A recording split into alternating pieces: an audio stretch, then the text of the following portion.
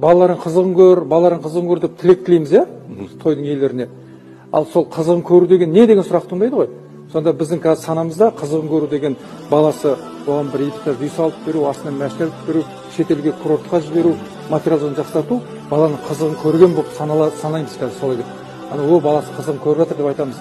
Ал баяғыда экипаж үй жоқ кезде, Мерседес жоқ кезде, курорт жоқ кезде, ол кезде қазақтар айтты ғой, баланың қызығын көр деп. Сонда олар нені айтты деген сұрақ туындайды.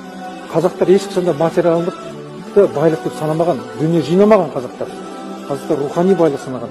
Ал баланың қызығын көру деген, баланың жамандығын көрмеу деген сөз.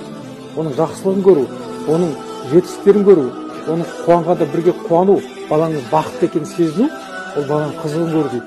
Ал біз сол қызықты ұмыттық та, сол бәрін материалға апарып тіреп қойдық. Біз осы материалдық тұрғыдан қарауды өзгертпей, біздің жастарымыз өзгермейді.